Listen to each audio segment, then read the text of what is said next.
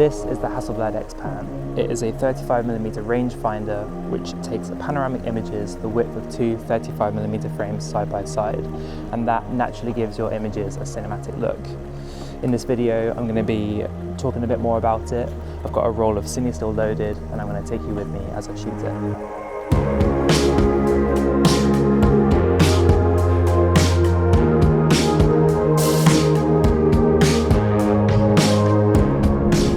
These cameras were made in 1998 and they were a collaboration between Hasselblad and Fuji, where Fuji made the cameras in Japan and they made their own version called the TX1. 17,000 of these cameras were made, which makes them quite rare, but I was able to find a good deal on one, so I jumped on it and I've loved shooting with it since.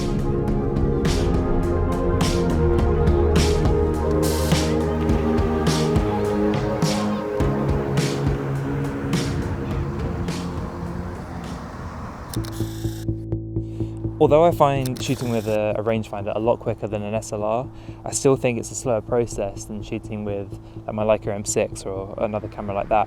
I think it's because of that wider aspect ratio. You can end up with a lot of empty space if you don't consider your framing carefully, but I think once you get used to it, you can create some amazing results.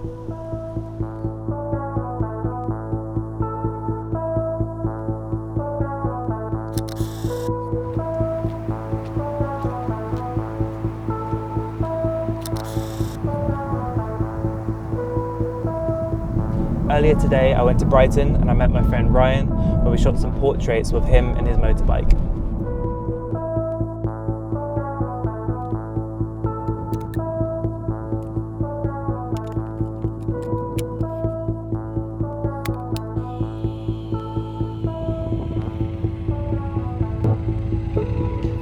Left a little bit more, and now turn towards the bike.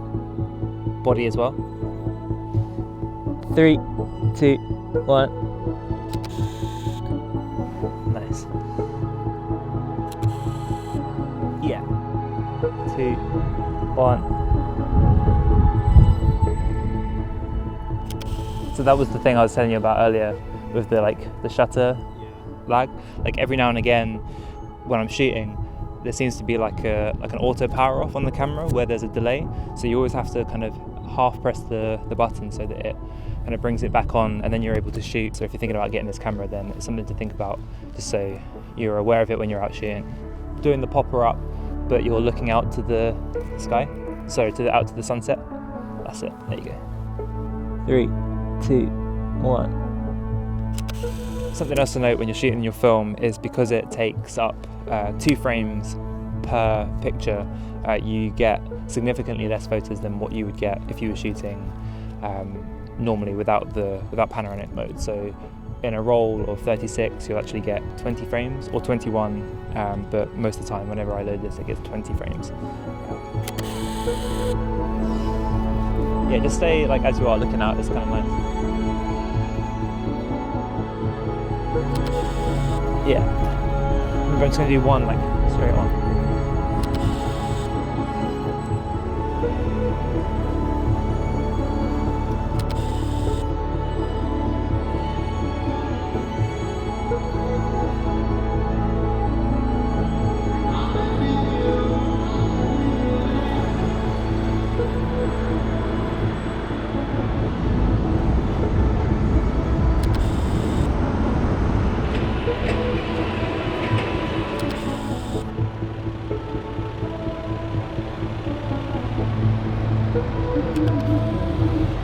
So because the widest these apertures go to is f4, I often find myself shooting with shutter speeds of 8th per second, 15th per second, but as long as you've got a tripod, you can usually get the exposure that you want.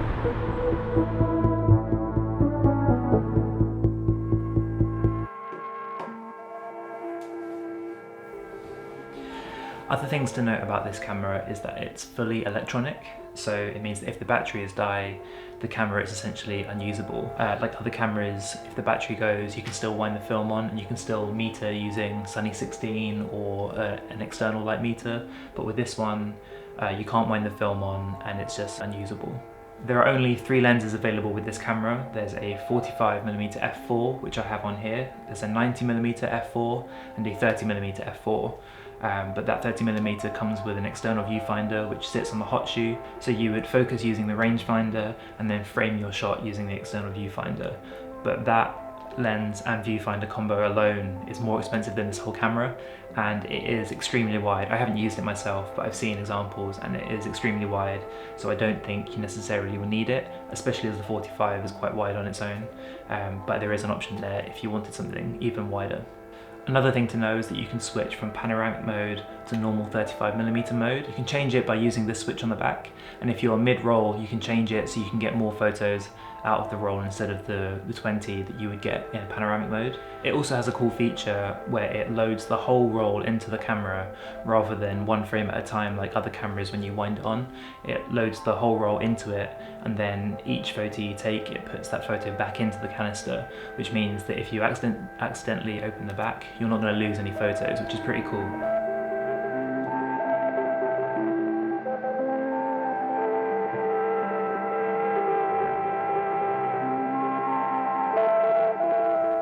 So my overall thoughts on this camera are that I absolutely love it. It was my dream camera when I bought it, and I feel very lucky to have one. Having said that, I don't feel like I'm going to have this forever, and I think that's because it has such a specific use. It's got a unique function that it's not going to be the camera that I reach for most often, but I love shooting with it, and I'm going to love shooting with it until I eventually sell it. And the good thing is that these are going up in price, so if you think you're going to get one, then it's an investment. But that is it from me and this video about the Hasselblad XPAN. If you want to know more about this camera, I did a feature about it on the website. I hope you enjoyed the images, and I hope you enjoyed hearing more about the camera. If you'd like to know any more, leave a question down below and I'll do my best to answer it. But yeah, that's it from me. Take care, and I'll see you soon.